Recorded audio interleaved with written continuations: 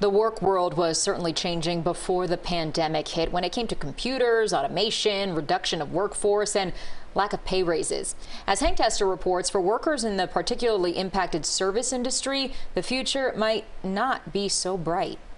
Hard to find workers. Ask any restaurant owner. Truck drivers in high demand. Hotel workers. Many did not return to work. Some workers switching careers, retraining, others jumping into the gig economy and even entrepreneurship.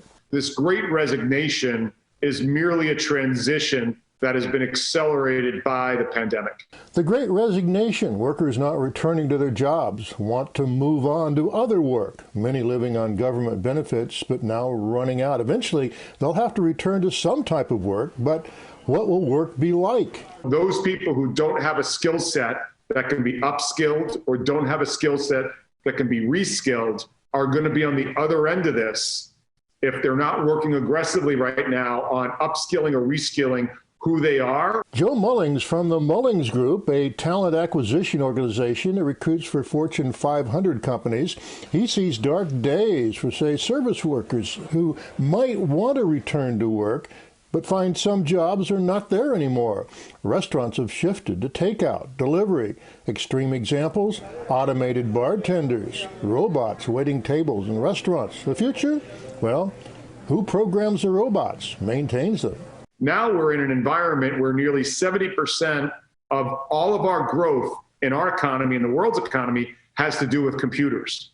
Whether it's point of sale, whether it's reducing the interaction of human to human to touch pay.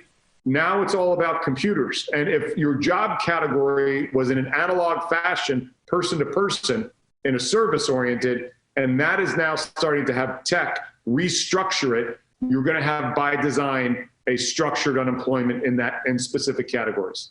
Employers may be looking for more help, but they've also found they can get by with less. Reworking business plans, workflow. What happens to that 35 to 50-year-old who's up till March of 2020 could have probably longitudinally figured out what their world was going to be like? Now that's changing. So I don't know what happens to that worker. But that word irrelevance keeps coming up in regards to their skill sets, marketable skill sets, and available jobs downrange. Joe Mullings says he's not sure when the labor shortage or Great Resignation phenomenon will end. But for folks who want to move up and out of what they're doing for a living, well, you heard it, reskill.